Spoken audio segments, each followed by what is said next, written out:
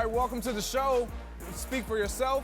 I'm Greg Jennings. He's Mark Schlereth in for Whitlock and Wiley. We're joined today by a couple of Pro Bowlers, T.J. Houshmandzadeh and Sean Merriman. Let's start today in Pittsburgh, where Mike Tomlin addressed the latest drama swirling around his team, with conflicting reports popping up about why Antonio Brown didn't play in Pittsburgh's final game, and whether or not Brown requested a trade. Tomlin denied there was a trade request, but admitted Brown skipped Saturday's walkthrough and didn't exactly extend an olive branch to the receiver. Did he quit on this team? You know, you can describe it in whatever ways you want to describe it, but there was a lack of communication there that can lead to thoughts and things of that nature that can go in many directions. The bottom line is that we were playing a significant game, and he didn't do a good enough job of communicating or being available in the hours leading up to that performance. So we needed to make decisions pertinent to getting prepared to play in that performance. So I've been really clear about outlining what transpired, the level of communication and things of that nature. So obviously there's some things within that that you can infer, certainly. Is there a point where you have to step back and look at the way you're coaching your team and be more of a disciplinarian? Certainly. I think that you're always taking a step back. And when I'm talking about taking a step back and waddling in it, I'm not only talking about those that play and those that coach in there. I start with the thumb, okay? So most certainly.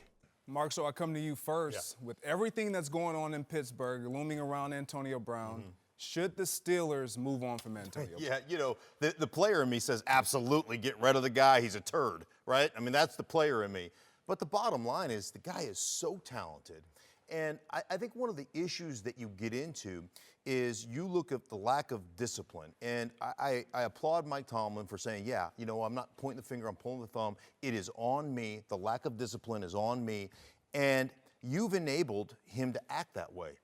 This is not the first time. This is not like some isolated incident where he got mad, he threw a football, he decided not to show up to a walkthrough, right? This is something that has gone on inside that organization for years. As I mentioned yesterday on this program, he's got a mantra where he says, I'm going to put up with it until I can replace you. Well, you can't replace that production.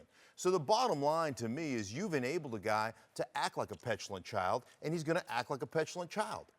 So until you stand up from a disciplinary standpoint, and it started that weekend against the Cincinnati Bengals, until you stand up and take control of your football team, this will continue to happen. And he's not alone, man. It's Ben Roethlisberger calling out teammates in the media. It's Le'Veon Bell. It's the offensive lineman that wouldn't support their running back when he didn't show up because of a contract issue. So this is endemic of the organization in general. You know, it's a systemic failure of organization. I put that mostly on Mike Tomlin.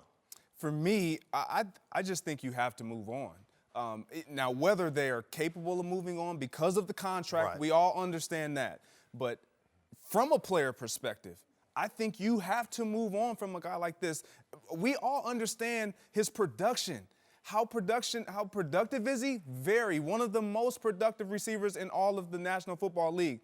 But and we talked about this yesterday. When you're trying to establish a culture, and you're trying to regain control of that culture, and Mike Tomlin being that he's trying to regain the control, you have to start by putting the hammer down and going to your front office saying, look, I understand the production that he provides us as a team and as an organization, but what we're trying to do, has it equated to Super Bowls? No.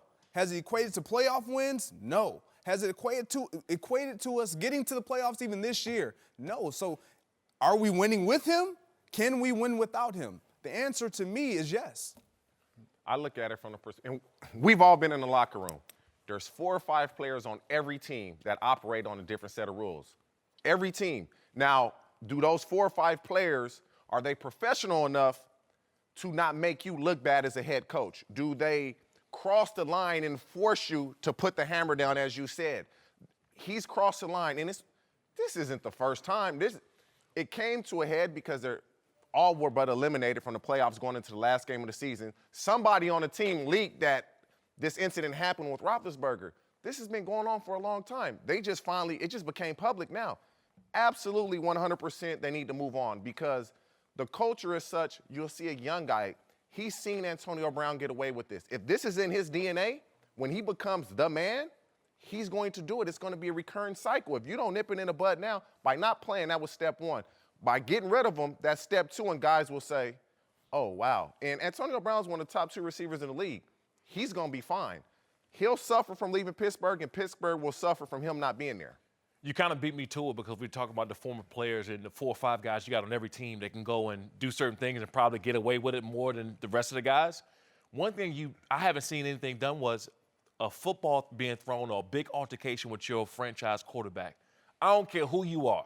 You can be the best wide receiver. I've seen it. Yeah, but I've been through it. Yeah, but this is Ben Roethlisberger was talking about a Super Bowl winning quarterback. We're talking, Future Hall of with Famer. future Hall of Fame. We're talking about a different set of standards here, and we also know that he threw a football. They had multiple arguments, and now you're coming out and saying the things, and not only poking at Ben Roethlisberger, but you're poking at the organization. People not forget Ben Roethlisberger he's no saint in this situation. He's done, he's done some things. He's done things quite, but one thing he's doing is he's playing the game right. Antonio Brown's a close friend of mine. Yeah. Clay, that's my boy. I wish that, he's one of my closer friends. I wish him to be back in the locker room. I hope the other guys accept him back. So he's taking all the blame off himself. Ben Roethlisberger is no angel here, but he's playing the game right. Antonio Brown is playing the game wrong, and it might not affect him because he is one of the best wide receivers in the National Football League, but it will affect the next time he moves on to an organization and this happens again, because then it's not going to look like Ben Roethlisberger's fault. It's not going to look like the organization's fault or anybody else on that team. It's going to be because of him and because of what he's doing now. One of the issues, when we talk about culture, and I'm 100% with you guys, the culture, to me, culture beats scheme every day of the week. And I believe that. And, I was blessed to play on some really good teams, but I believe in that culture and establishing that culture. We always talk about policing our own locker room. When you have not policed it from upstairs, it becomes impossible for us to police it. There was like in my day, there'd have been a fight. Like there would have in the locker room, and you'd have to pull somebody off of Antonio Brown, and we would have been able to eventually take care of it. But if you haven't empowered your players, because there is a bunch of different rules, and you're not holding anybody accountable to the standard, and the standard in Pittsburgh should be win a championship. There's 12 teams in my estimation, in every season. There's 12 teams that have championship pedigree and championship ownership that have a chance to win that. And Pittsburgh is one of those 12 teams. And guess what? Right now, the way they orchestrate within their organization, they don't have it. So we all, I think we can agree, there should be some type of disciplinary action taken into consideration. Antonio Brown wants this, bro. He doesn't want to be there. Yeah, he's already going with the whole James Harrison thing. He's taunting not only Ben Roethlisberger to play, he's taunting the organization now by saying we're going live doing this press conference with James Harrison. You don't do that. I don't care who you are. Like, you might be going through with the team. Ben Roethlisberger could have done something behind closed doors, but when you start to kind of poke from, we're going to do this live, we're going to do this, like, you don't do that, because you also have a legacy. You also built something that's going to be around for a long time, and you don't want to have that lingering on saying you did what you said earlier too, though. You go back to when Ben Roethlisberger technically attacked him publicly. I wish I had thrown every ball to Juju. When you say that, there's no going back from that. We can talk, we can communicate, and you and I, your quarterback says that deep down, you like, me and this dude are never cool. Like, I'll be cordial with you, but we're not cool. Just from that aspect early in the year, that just didn't happen this year. That's been lingering for years and years. When Ben came out and said what he said, they attacked Le'Veon Bell. Tomlin didn't say anything then. The whole team was dude, Le'Veon Bell has friends in that locker room that disagreed with those guys that were attacking him. So right then and there, the locker room was divided and splintered, and they didn't make the playoffs. It lingered, and now here we are with this. Even in this report, players said that Tomlin never addressed the situation. Like, how can you be in that locker room getting ready for a playoff game where it's win and hope that Baltimore loses, and if we get that done, we're in, and you don't address it? And I heard Ben Roethlisberger say, no, we're cool. Like, I called him Thursday night. If you're cool, you wouldn't need to call him Thursday night. Right. You see what I'm saying? He would have been in practice Thursday. Yeah, you wouldn't have needed to go, hey, are we okay? Like, no. So, I mean, it's the level of dysfunction and immaturity. And I said this to my son when my son embarked on his professional baseball career. And I said, just understand this, is that just because you play a pro sport doesn't make you a professional. And they got a bunch of guys in that locker room, in my estimation, from the outside looking in, that just don't approach it from a professional standpoint. So now I pose this question to you guys. Has Mike Tomlin lost control of this Steeler locker room of this team. Yeah, absolutely. It's worse now because when you have a guy, take the Giants, for example. You got Odell or one guy acting up. You go and fix the problem. You're done with it. It's too many big personalities now. Now you got 5 or 6 or 7 situations that you need to go and fix. Yes, you've lost the locker room. You should have done something a long time ago when you stepped in and you fixed the problem. That way it wouldn't link on to the next person, the next person, the next person, because I don't see these same people, these same guys, offensive linemen or whoever is talking to say the same thing about Le'Veon Bell. I don't see them saying anything about Antonio Brown. So that means you got 2 guys in the offensive line that don't like Le'Veon Bell. You got another 2 or 3 guys that like Antonio Brown. So you already have this division. You got too many big personalities, too many guys speaking up, and there's no way at this point, unless you start to alleviate the problem and you get rid of some guys. I really don't believe in a coach losing a locker room. I don't. Again, there's a handful of guys that can say what they want to say on every team. Rarely do they exert that power. You get rid of Antonio Brown, the locker room's fine. As long as by him not playing, that was step number 1. Guys were like, wow, playoffs on the line and they not letting him play? That was step number 1 where everybody was like, okay, Mike's serious. Once they trade him, or if they try or attempt to trade him, the rest of the guys on the team are going to say, oh, okay, Mike T ain't playing. Immediately. He doesn't have to go out and say anything. By his actions is going to show what he's meaning. I will tell you this also, within that locker room, at least my experience, the fact that the report is, okay, you're not going to play, but you can be on the sideline to support your teammates, and then he left at halftime. Like, that is a horrendous look for an organization. And if that doesn't get your ownership to want to move on that, and that's a whole nother thing. That's another thing, right. Mark. It's not just Mike Tomlin. If right. The cap hit is 21.2, who cares? If the culture of the team is what's important, it doesn't matter. Right. Yeah, and for me, that's the part that stands out most. Him leaving or reportedly having left before the end of the game, that's a slap in the face to your head coach and to everyone on that team. The guys who you have practiced with since training camp, off season, worked blood, sweat, and tears, and you walk out on me? Right. Like Mike Tomlin, I have to give Mike Tomlin this amount of credit. And I do believe he has lost control. But I do give him credit in a sense of he hasn't, to your point, lost it to where he's throwing guys under the bus. He didn't say Antonio Brown quit on us, although we all can read between the lines and say Antonio Brown walked out on this team. He quit on this football team. Yeah. And with that, just that alone, I can't have him back in my locker room. But the issue for Mike Tomlin is he's going to have to address this team, when the offseason happens, the OTAs happen, and say, first off, you have to take ownership. Like, you have to take ownership of your failures and say, I have failed to hold guys accountable. I have let this stuff go on. I have created this mantra of I'll put up with it until I can replace you. Guess what? There's a new sheriff in town. None of those things are working, and we're no longer going to do this. And if you back that up with Antonio Brown doesn't play, or we've tried to trade Antonio Brown, and then the one thing is you have to adhere. So many times I've heard over the course of my career, like, that guy couldn't be, one of us, and he doesn't fit our program, and that guy is this, that, and the other, right? And we play a certain way, and we adhere to a certain set of standards, and then the offseason rolls around, and you make that guy the highest paid player on your team. You're like, dude, come on. For 4 years, I heard how that guy couldn't play for us, and now he's the highest paid guy on our team. Like, you have to, it's one thing to preach it, it's another thing to live it. And for Mike Tomlin, you're going to have to live it.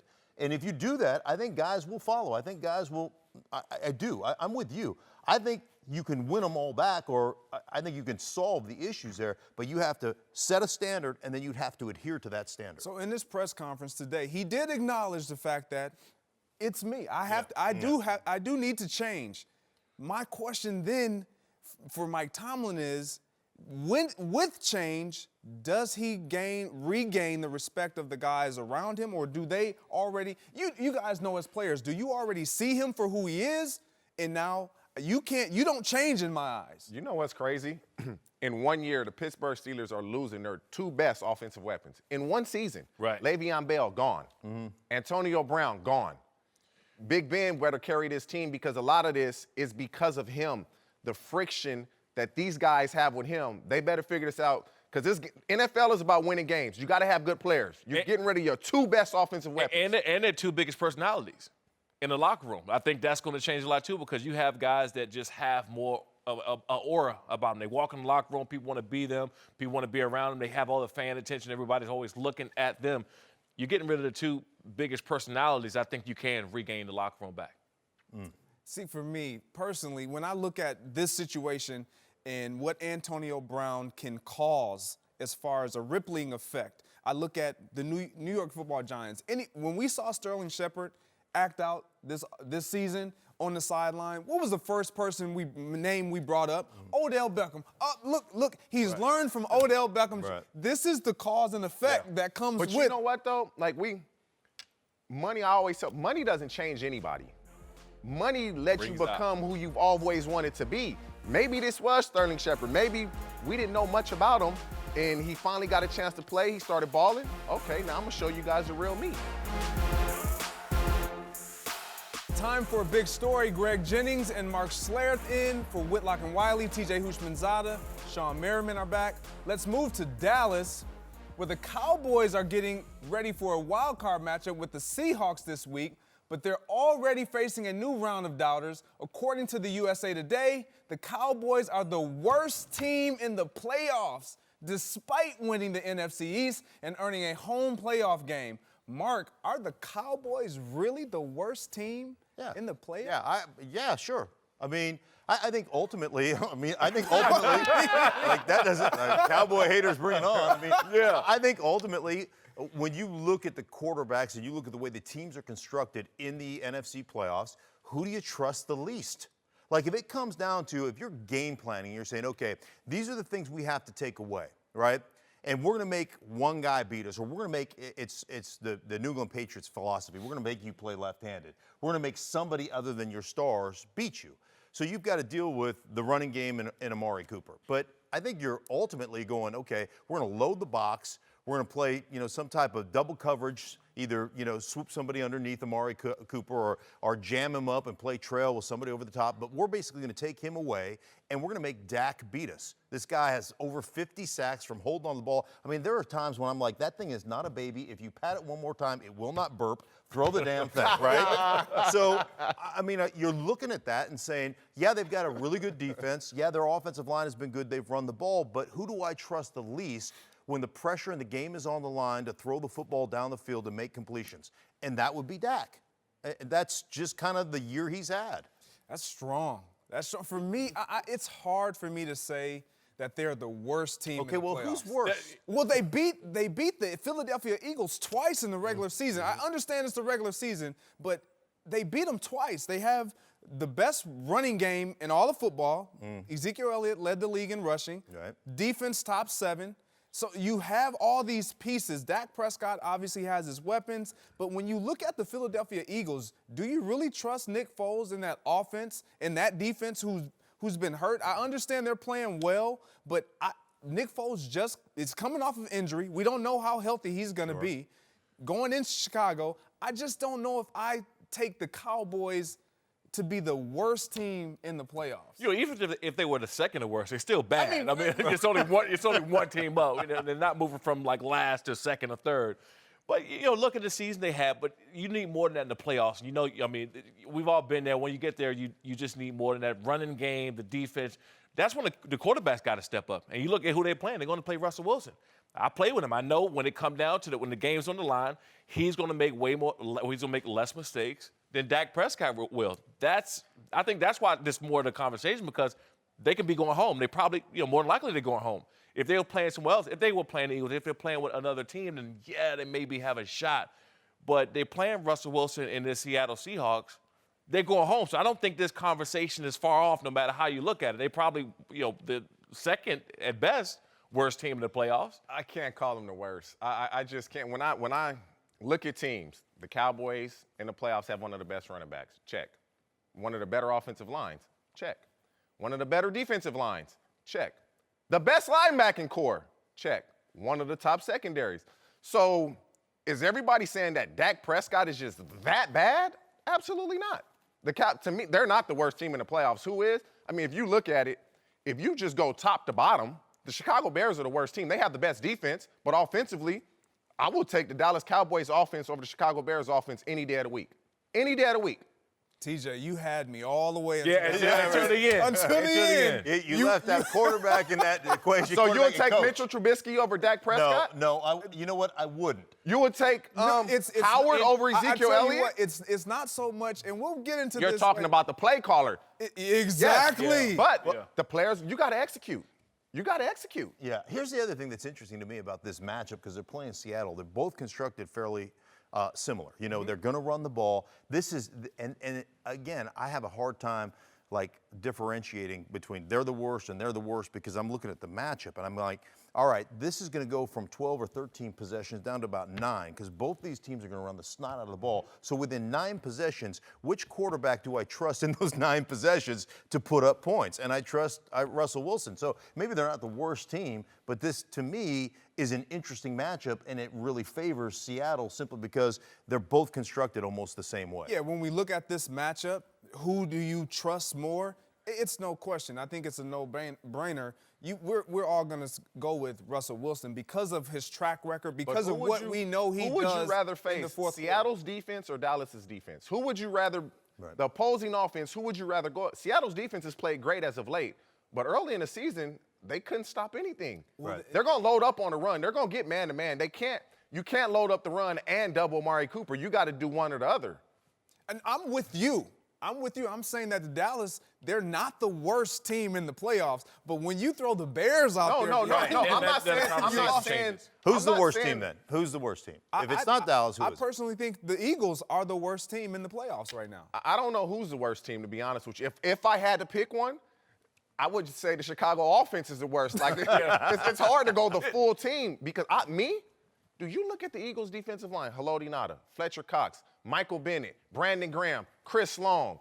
Yeah, their secondary is not very strong. Does Chicago throw the ball that great?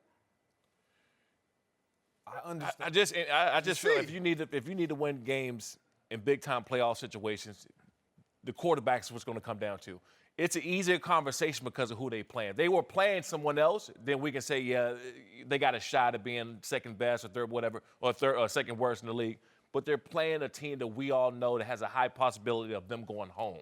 That's why this conversation makes it easier to call them the worst. Yeah. Worst. I think the one thing about Chicago that's been really interesting and having, called one of their games and having met Matt Nagy is from an offensive standpoint, from a creativity standpoint, a play calling standpoint, a schematic standpoint, I just think he is really at the top of his game. I'm with you on Mitchell Trubisky, although he does make some plays with his feet, not that Dak can't, because Dak can. And I think that's got to be part of your game plan going in here, especially in the red zone. I think Dak has got to run the football. I think there's got to be designed runs to take some of the pressure off of him, throwing the football and making sure he doesn't hold it in the pocket. So do we trust Dak at all in this game? I trust him.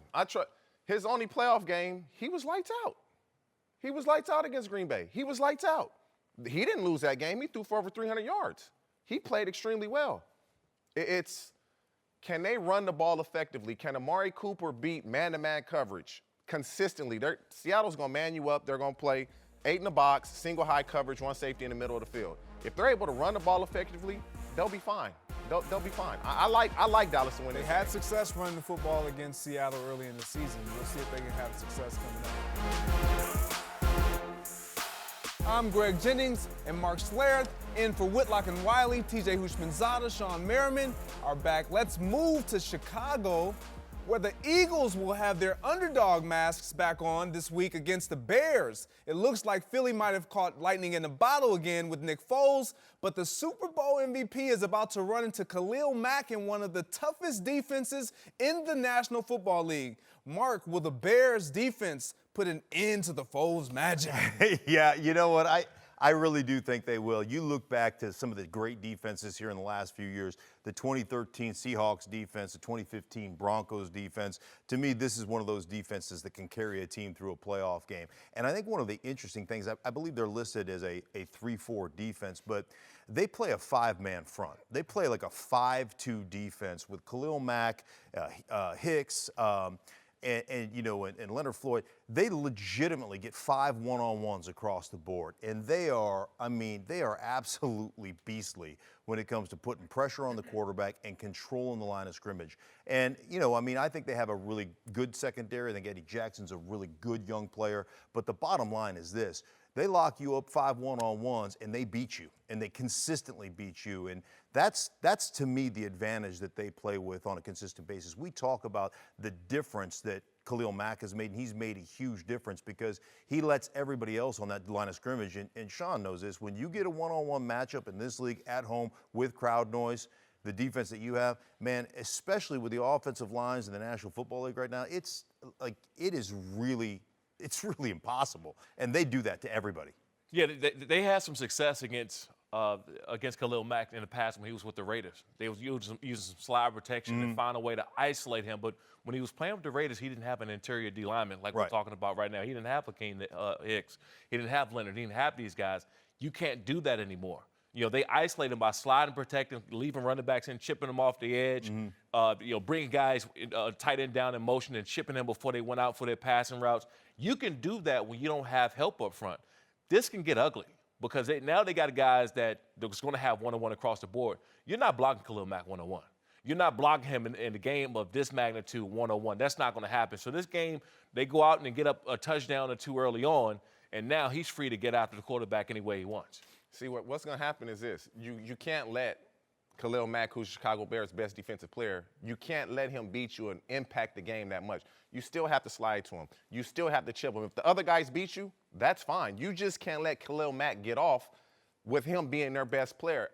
Me personally, I like the Eagles in the game just for the simple fact of when I look at the strengths of the Chicago Bears and the weaknesses of the Eagles, I think it meshes well for the Eagles to come out on top. That's an opinion of mine.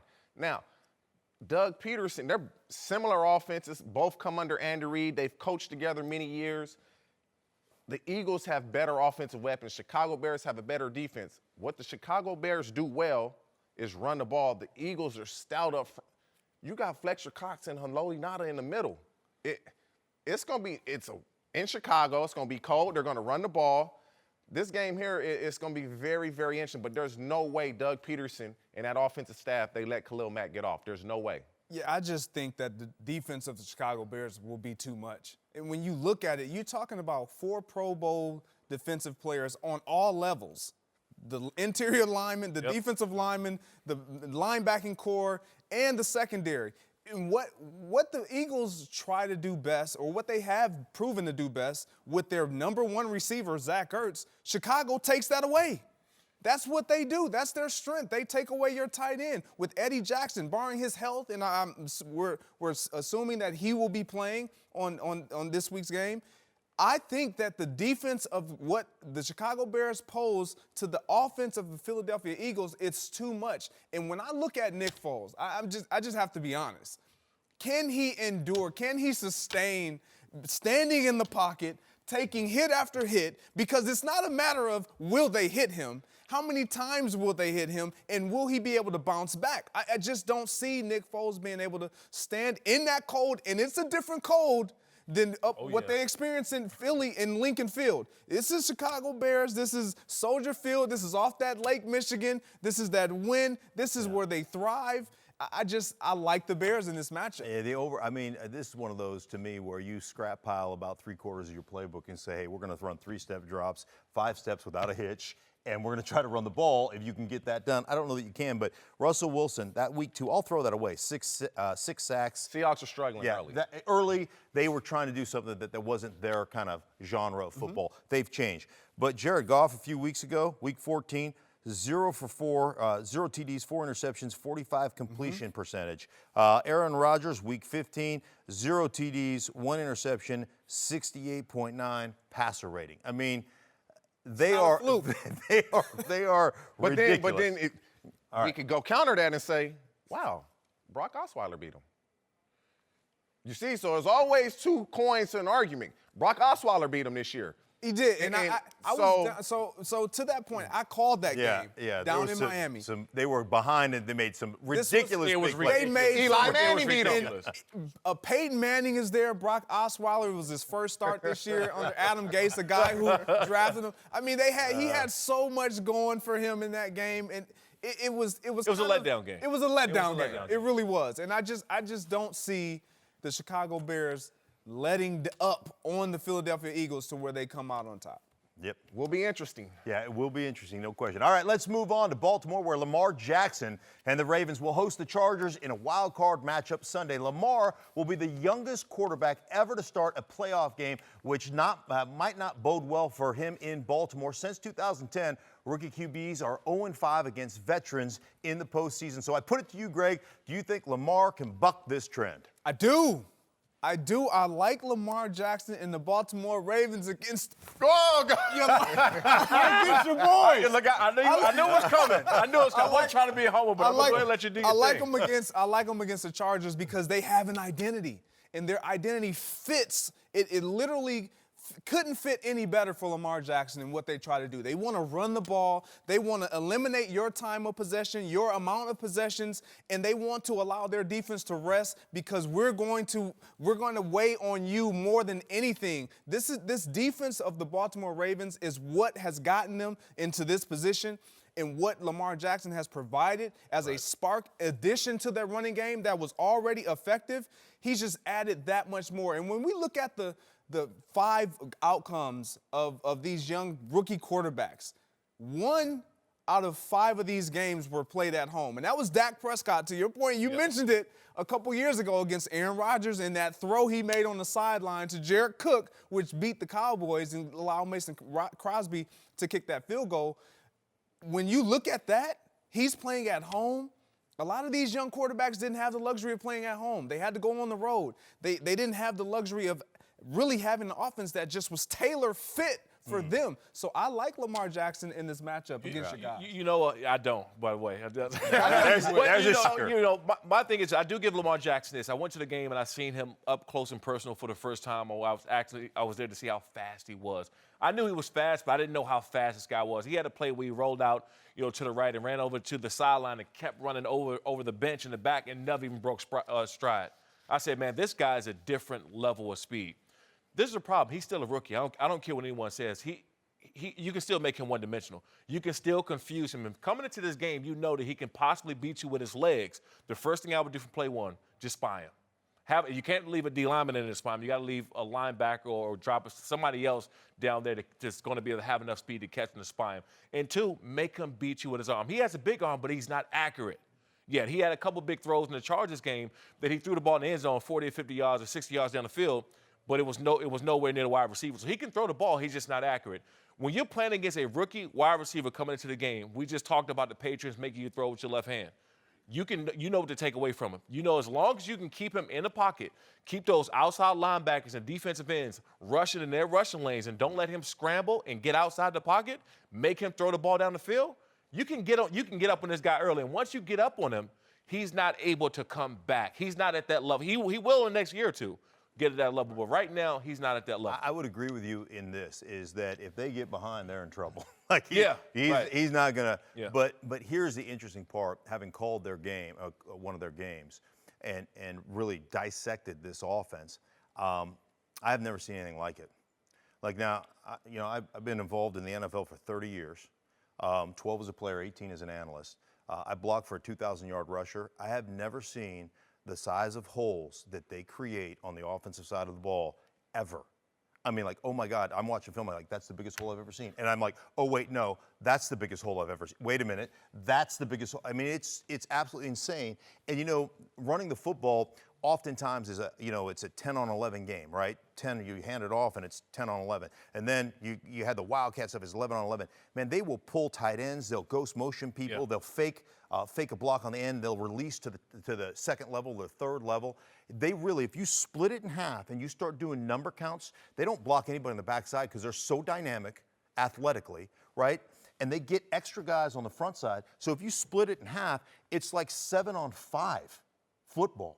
It is like they're gaining 2 extra men because they're optioning somebody. It is your eye discipline and your ability as a defender is challenged on every single play. And then you couple that with the fact that they are one of the best defenses, one of the most tied together defenses. And they have Sizzle on one, C.J. Mosley. They've got, Weddle in the back end, 3 corners that can flat play. I mean, this is a really good football team. I'm torn on this game. It's hard to beat a really good team twice in such a short span. And you go back to that game, Keenan Allen got hurt early. He didn't play. They had a chance to win. Antonio Gates fumbled late. Lamar Jackson makes a great throw to Mark Andrews. Oh man, like if I had to pick, I would say Baltimore just because they're playing at home. But I really, really like the Chargers. They're dynamic on offense. Go to your Greg Roman has gotten overlooked with what he's done in Baltimore. Morningweg is an OC, but Greg Roman came from San Francisco when they had Colin Kaepernick when Jim Harbaugh was there. Yes. And they've integrated some of the same little system offensively. And Greg Roman has done a great job, and a lot of people give the credit to Marty Morningweg, but I think they're going hand in hand. But this game for me is the game of the week. It's a game that is hard for me to pick, but I would pick Baltimore just because it's at home and it's really loud playing when you get to playing in Baltimore. Because of Lamar Jackson. Yeah, it's what you can't even spawn with a linebacker. Yeah. They're not fast can't. enough. They're not You fast have enough. to bring in a corner or a safety Right. that can really Right. run because he's going to outrun the linebacker. Yeah, it's because of Lamar Jackson and then I just can't get it out of my head where if that game when they played out here, that defensive line of Baltimore, they were in Phillip Rivers' face the entire And if they game. wasn't sacking them, they were hitting them. Right. The entire game. It's funny you mentioned spying. It's like interceptions, when I was playing. If somebody had to run 40 yards, you're scoring. Like, either we're scoring or you're scoring if you're relying on me to chase somebody down. So it's like putting an offensive lineman out there and go spy that guy. I don't care who you put out there. When he takes off, if you're flat-footed, you have zero He's chance. gone. Zero chance of stopping Lamar. Welcome back, Greg Jennings and Mark Schlereth in for Whitlock and Wiley. TJ Hushmanzada, Sean Merriman are back. Let's return to the playoffs, where two AFC South teams will face off this weekend, with Andrew Luck and the Colts heading to Houston to take on Deshaun Watson and the Texans. It will be Deshaun's first postseason start ever and Luck's first since the Deflategate game 4 years ago. Mark, I ask you first, are you more confident this weekend in Luck or Watson? I'm going to go with Watson. Obviously playing at home, but, to me it comes down to this. Which guy is going to make more off-schedule plays? And I just look at Deshaun Watson, one, pushing the ball down the field, but his ability inside the pocket to manipulate the pocket, to scramble around, to buy time for himself, either to make plays with his feet or to push the ball down the field successfully when things are off schedule. I just think he's really good at that. And then ultimately, it comes down to complementary football for me. And do I look at the Texans' defense and their ability to pressure Andrew Luck? I mean, that defense is one that, will give you nightmares as a former offensive player, having to block all those guys with J.J. Watt making the comeback that he made this year. So I just have more faith in the off-scheduled nature that I think both offenses will have to orchestrate from, that I have more faith in Deshaun Watson and his ability to move in the pocket and make plays down the field. Andrew Luck. I'm gonna jump in there right now. Andrew Luck. He clearly would be the front runner for MVP had it not been for a guy in Kansas City, Patrick Mahomes. I mean, his numbers this year, arguably some of the best. Obviously, Drew Brees would be in that conversation as well. But what Andrew Luck has done, no one saw this year. Coming off of that injury, that significant. I don't care who you are, no one saw this coming, but what the Colts have done, they understand who's most important and what is most important. Look at these stats. Their success started by simply protecting Andrew Luck. Since week 7, NFL low in sacks. They are they rank first overall in sacks allowed. So that defense that we're talking about down in Houston, who can get after the quarterback, we understand that. They're going against an offensive line, and you know how important it is to protect your guy who makes everything go. They don't let other opposing defenses touch their quarterback. And when you look at the Houston Texans on the reverse side, on the flip side, they're dead last because of the extended plays and the ability. And this is some of the pros and the cons that you get with a guy like Deshaun Watson that you kind of take on the chin because his ability to extend the plays. He does take more sacks. He holds on to the ball a little bit more because of that. And I just trust Andrew Luck and that supporting cast more. Yeah, I think Deshaun Watson, I think he comes out on top of this game. And one, we're talking about being able to create plays with these defensive linemen up front and being able to get after you. They're going to get Andrew Luck off the spot. If you look at him, his percentages and watching him moving off of the spot and being able to be mobile and throw the ball on the run, I know Deshaun Watson has been hit more. I know he's taking more sacks. But when this game comes down to it, you got to create something big and make it happen because if you look across the board, they got both got a wide receiver they can go through. They both got guys on the offense side of the ball who can create at the end of the game when the game gets close and it gets on the line. Deshaun Watson is able to extend plays, throw the ball down the field, and I don't think that Andrew Luck is going to be able to do that towards the end of the game when it gets close, when the Davion Clowney and J.J. Watt is standing in his face. Not always getting a sack on him, but just getting in his face, making a move off of the pocket, throwing off the runs, and creating turnovers. Well, I got confidence in both of them. Now, who do I think is going to win the game? The New England Patriots fan, they better hope the Houston Texans win. That's the only chance to win in a playoff game, number one. So, it's Andrew. You go to stats with Andrew Luck. The reason he's not being sacked, he understands now. Let me get rid of this ball. Get rid of that football. So it's not. Is the offensive line playing better? Yes, they are. But he's helping them out. He's getting rid of the ball quicker. Whereas Deshaun Watson, you take the good with the bad. He's going to hurt us and take some sacks, but he's going to help us too by extending plays and making something out of nothing. If you look at the entire team, Houston they have better playmakers. Defensively, they have, on paper, that defensive line. Will it affect the game because Andrew Luck is getting rid of the ball so fast? I like both quarterbacks, but I will roll with Deshaun Watson in this game. Yeah, it's funny, and you bring up Andrew Luck, and you bring up the offensive line, the protection, and it's one of the reasons that if I had a vote, and I don't have a vote for Rookie of the Year, I'd vote for Quentin Nelson. Like, Quentin Nelson absolutely destroys dudes. Yes, he and does. Not only does he destroy dudes, then he rubs his undercarriage up there with the face mask, and basically, like, I mean, he's got zero respect. And I love it. I mean, the guy you gotta be that way. He's been an unbelievable difference maker for them. But again, it comes up to the off-schedule stuff. And I just think Deshaun Watson is going to find a way to make plays off schedule that Andrew Luck won't. I mean, if we're talking about off schedule, and I'm not changing my answer, I'm still more confident in Andrew Luck. But by no means am I saying that Deshaun Watson isn't fully capable and doesn't have what it takes. Because when you watch him and you watch him with a receiver like Hopkins on the outside, Nook, what they have, that chemistry. They don't even really need chemistry. All he needs to do is get the ball in that vicinity, and he's going to make a catch. He had 115 catches and zero drops. The dude, his hands, like, he catches the ball so easy. In and traffic, it's almost like contested. And people will say this is Deshaun Watson's first playoff game. But when you play against Alabama in college and come up clutch the way he's been in big games, this game here is going to be a shootout. It'll be a shootout because over the regular season, Andrew Luck averaged 430 yards passing in 2 games. That's almost unheard of. You hear that? Yeah, give me your defensive stats because I need some defensive linemen to get in his face. But this is going to happen.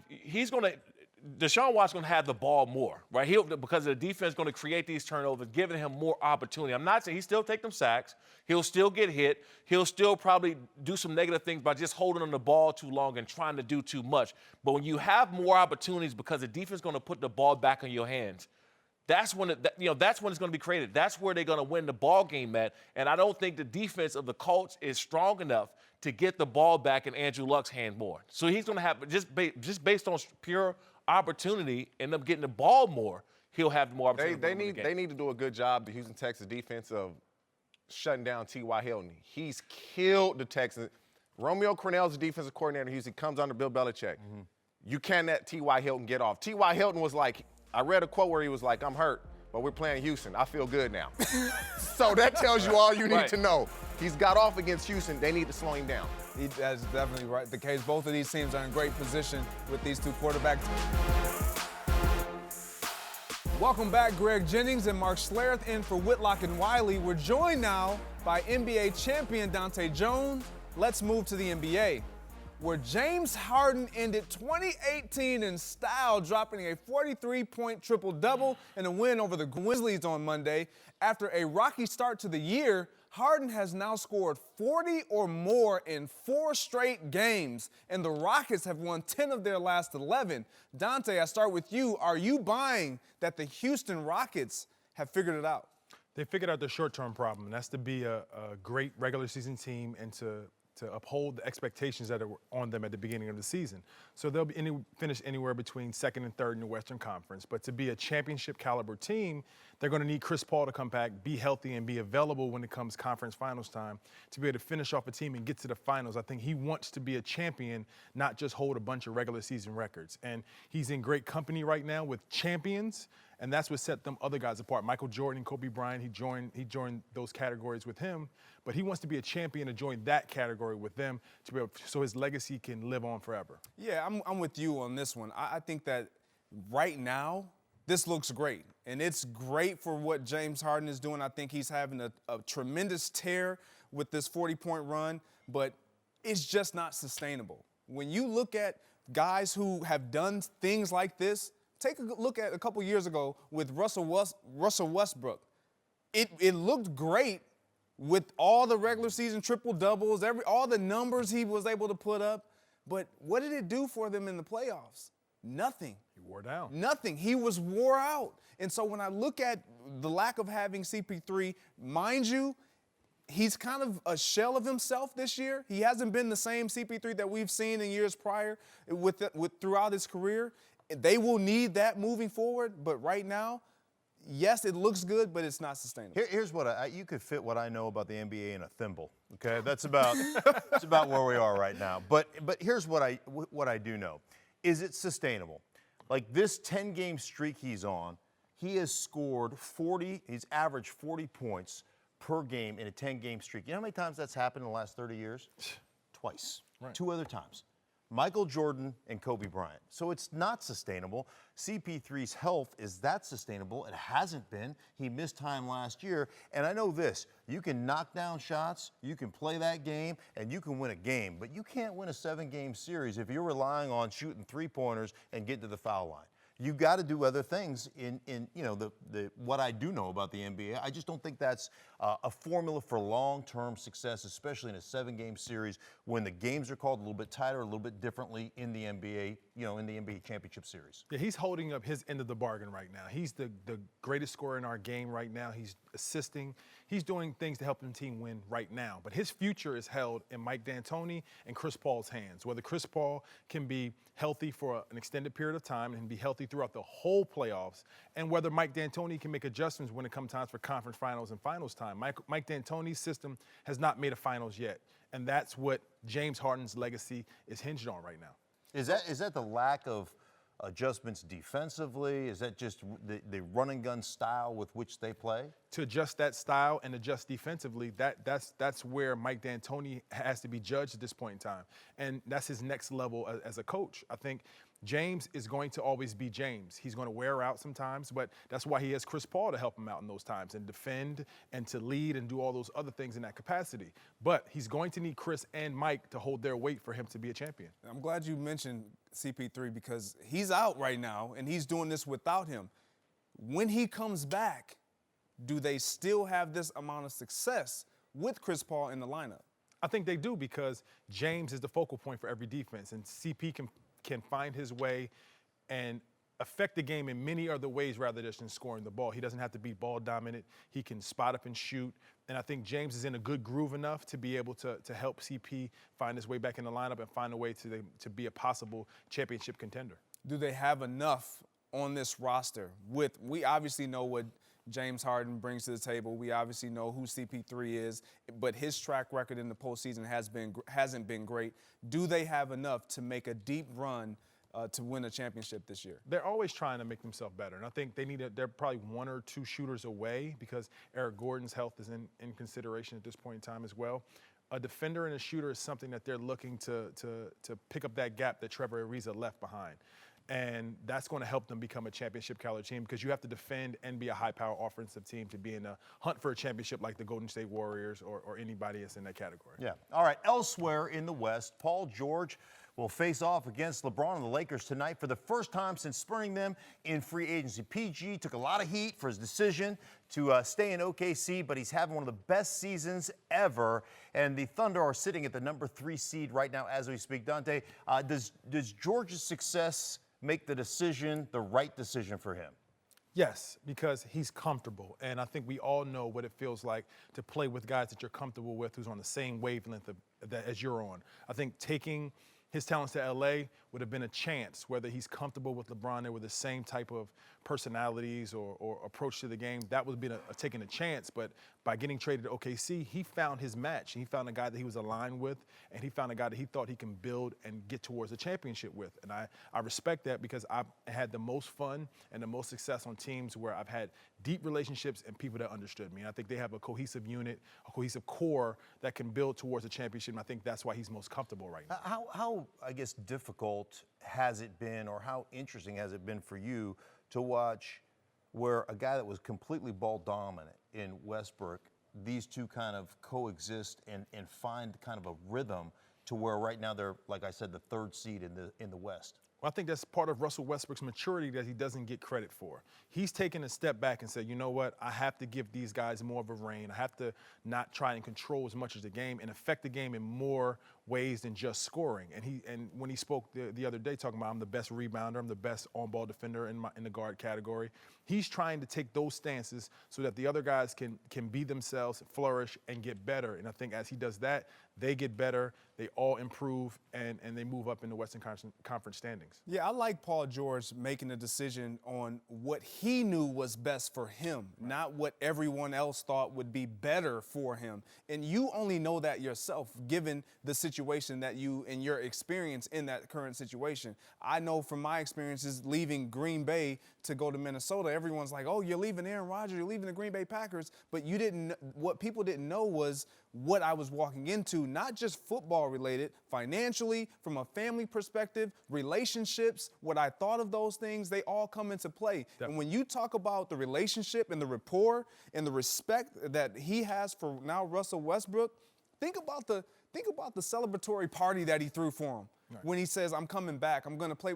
That means so much more. It's specifically, I believe, in a league like the National Basketball Association, where there's only so few players to where you have to have relationships with one another to afford yourself opportunities to compete against teams like Golden State Warriors and those teams like that. So I like what he did with staying in OKC. I think it's worked out well for him. Right, they have a genuine friendship. They have a genuine compassion for each other as basketball players, but as men as well. And I think that's the challenge for GMs, to build teams with like-minded people, with like-minded sets of competitiveness. Guys who are focused on the same goal, and some guys are not focused on winning a championship. But I think those two were. I think he saw it in his eyes. I think he saw it off the court with the person that he is, that he gets to compete with and go to work with on a daily basis. And it was the fit for him. And I'm proud of him for taking a stance in what is right for me rather than what the media thinks. I think he's an outdoorsman, so the OKC lifestyle fits him on and off the court. Okay, let me ask you this. I mean, obviously you don't have to put up with the circus that follows LeBron, right? Although you're not getting pregame wine in OKC, so you're not going to get that. But you don't have to put up with the circus. But in all seriousness, when you look at the West now, and you look at what the Nuggets are doing under Mike Malone, and you look at what the Warriors are, and you look at Houston, like, where do they fit? Do you look at that team, OKC, as a championship contender? Do you think that they can win and get to the NBA Finals in that West? To your first point, the circus comes with winning, because even Steve Kerr said we're the most scrutinized team in basketball. Why? Because you win on a consistent basis. Yeah. And LeBron James gets the circus because he's a winner. He's been to 8 straight finals. Okay. But OKC, I think, is the second best team in the West. And I said it at the beginning of the season because of the dynamic that they built and the consistency as their roster moving into season 2 with Paul George. Second best behind the Golden State Warriors. When where do the Nuggets come in on that for you? I think the Nuggets are a young team that are going to have some playoff success and get to the playoffs and maybe win a series, but they don't have the experience to advance to those levels. They're kind of like a Clippers team or a Rockets team that has take those hits in the playoffs to be able to grind it out and learn how to win in the playoffs and learn how to be a championship contender. They're doing great things in the regular season, but as we know, when the playoff times come, it's a total different season, and you have to learn how to win a 7-game series, and they just don't have enough experience on that roster. Yeah, for me, I'll add this. Last year with Paul George and Russell Westbrook, I think having a guy like Carmelo Anthony, you're bringing 3 All-Stars together. The expectation is automatically they can make it work because the level of talent that you just put out on the court. And it's not that easy. And what I've seen with these two being in cahoots together, they understand, look, I respect you not only on the court, off the court, to where I'm willing to defer to you at any given moment because of the amount of respect that I have for you, because I know who you are, I know what you're about, and I can trust that. That's what produces winning. The egos come out of the way in a situation like that, where people say, are you the number one or the number two? No, I know him. I know how he competes. I know how he works. I know his heart. So I don't have to worry about whether I'm one or two. I just know that we're moving together towards trying to win a championship. We're all in a business, and I always say this with my own business back in Denver, is you're either in the relationship business or you're going out of business. And to me, they look lockstep in the relationship business, and that's why they're playing so well. Love it. Welcome back. Jennings and Slareth in for Whitlock and Wiley. TJ Hushmanzada and Sean Merriman are back. Time for Antisocial. Our social media manager, Darnell Smith, is here to guide us. What you got for us today, Darnell? What up, man? We're going to start off with the Sugar Bowl, where Texas beat Georgia on Tuesday. But before the game, Bevo, the Texas mascot, posted this picture with Georgia's mascot, Uga, with the caption, "Pals." But a little later, Bevo changed his mind, knocking down his barricade and charging at Uga, who was pulled out of harm's way. Austin native and Saints quarterback Drew Brees couldn't believe it, tweeting, "Not sure if I've ever seen a real mascot go after the other during pregame. I wonder what the Bulldog said to Bevo." All right, y'all, this is crazy. Luckily, no one was hurt. Which college mascot do y'all think is the most intimidating? I think we just saw it. I don't think there's any college mascot that's going to challenge that right there. I just looked at that and say, put him in R1, have him run down on kickoff, right? Right. I'm like, timeout. Man, What about your Broncos? the way he ducked that head, Yeah. and really tried, I- man. look, I never seen a bulldog move so fast. Oh, you know the dogs don't move that fast. He got out of there. Yeah, he got out of there. Yeah, he wanted absolutely none of he Bevo. straight set the tone to what we saw in that game. He did. Like that. Hey, they might want to leave Bevo at home from here on out. That was scary. It was the mascot, the people around. I think Ball State, our mascot, Charlie the Cardinal, could hang with him. Man, But that's just stop my... Yeah, man. Come The on, Cardinal man. is gonna do, sit on top of He it. gonna toy with him. He gonna move it. He gonna bounce around. Stick and move. Yeah. Oh, Can you you get imagine? stuck one of those horns. Yeah, can Ain't you no imagine? way. Ain't no way. What else you got for us, Darnell? All right, man, let's talk Alvin Kamara, who was also at the Sugar Bowl yesterday, held in Kamara's home stadium, the Superdome, excuse me. Kamara was on the field for the game, but not for long. Check this tweet out. "Let me tell y'all about how I just got kicked off the sideline at the Sugar Bowl by the coordinators." Then he proceeded to throw some folks under the bus, saying, "I love my Superdome staff. It wasn't them, it was the Sugar Bowl staff. Ooh, I'm telling." Can y'all believe Kamara got kicked off his own sidelines? Yeah, well, you got to, I mean, you were a Tennessee guy. Like, what are you hanging around for? Like, He's a football That's the fan. Like, stadium. Right. you mean to tell me this is the stadium I play my home games in, and I can't just come and slide on the sideline and watch the game? yes, Come on, yeah, that's man. exactly what I'm telling you. He thought because he's at the Sugar Bowl, it's going to be sweet. Hey, Got him out of there. I've done that before in Cincy. They had a concert, just creep through the locker room and walk on out. That's with the staff that knows you, knows your face, knows, Right. oh, that's TJ. Let's let TJ slide. Look, he said it. It was the Sugar Bowl staff. Look, we don't know you. We don't know you the way your New Orleans team staff knows you. I need you to get up out of here. That's now. cold-blooded. I need you to get up. What else you got for us, Darnell? All right, man, moving over to the NBA. The Greek Freak posted this video of him crushing some weights during an off day. For you weight room rookies out there, those are called glute bridges. And it looks like he has over 500 pounds on the bar, similar to the weight I tend to warm up with. But anyways, after the workout, Giannis challenged Dwayne Johnson, a.k.a. The Rock, to a weightlifting contest after he posted the same workout on his Instagram page. So, guys, who would win this weightlifting contest? Come on, y'all. Why you laughing, Greg? Look, he's gonna go do the one exercise. Hey, he don't want no parts of the rock in the weight room. No, come on. Hey, look, put that on the bench rack or the squat rack and let me see you do that. You know what? Dwayne can do it. DJ can do it on the bench rack. Right. I guarantee you, Giannis is going to get crushed. I mean, you'll be like screaming for help. He don't want no parts of the rock. The rock look like, you look at that picture, look like he eating weights for breakfast, lunch, and dinner. Yeah, man. This is one, and I don't like to say there are easy workouts. there are easy exercises. That is one of the That easy is one of ones. the It is. easiest movements right there with the weight that he moving. And he ain't even getting the full extension. He's not, He's not even getting the full Your extension. glutes not firing. Yeah, Giannis. there you Come on now. He did What else 3 you got reps. for us? Oh my gosh, man. What else you got for us, Darnell? Yeah, moving on to your best friend, Greg, Aaron Rodgers. Yeah, buddy. Yeah, whose girlfriend, Danica Patrick, posted on Instagram about how great 2018 was. There was one picture in particular that stood out with Aaron and Danica wearing elf hats while decorating Christmas stockings. Aaron smiling, but look at his eyes. Reminds me of the dude at Get Out. Or maybe he's just upset about missing the playoffs. But I'd like to ask his former teammate, Greg, does Aaron look happy here? Hey, look, so it's funny that we put that get out face on Aaron Rodgers, because when you look at his hand, it looks like, stop, like turn the camera off. Right. please. Don't take this picture. It doesn't look like he's too fond of that moment. But I'm going to gracefully bow out because I'm not going to talk about his situation. Okay. I'm going to let these fine gentlemen who are more. You know he don't want to be doing that. You know he doesn't want that camera in his face. First doing off, it's been a great 2018. They won 6 games. They're out of the playoffs. The coach got fired, and he's doing arts and crafts. Like, how can that be a great 2018? Hey, that's one of them. Hey, Aaron, I'm gonna take a picture, and he's like, "Come on, don't take not that right now." picture." Right. She took it anyway. Yeah, ain't no winning that though. Not with the If girl. you're smart, you gotta go You ahead and gonna do take it. that picture Take the exactly. Right. We're going to be arguing afterwards. What else you got for us, Darnell? All right, last but not least, man. Yesterday on Lock It In, my guy Clay Travis showed up with a unique look. Take a listen. Nashville's very own Clay Travis and his mustache. Boys, how do we feel about this today? Anyone? Okay, that is it's a moment of silence. He looks. for the I'm going to beard. tell you something. He looks like Ron Burgundy and Ron Jeremy had a child. Okay, not pretty. don't want to know that person. Hey, I think you pulled his look off. you know what? I'm always suspicious when I see stashes mustache. like that. Yeah, Like, man. I'm always suspicious. Like, kids, hold on. Don't cross the street What yet. else you do for a living, bro? Right. Dude, he looks like everybody's creepy uncle.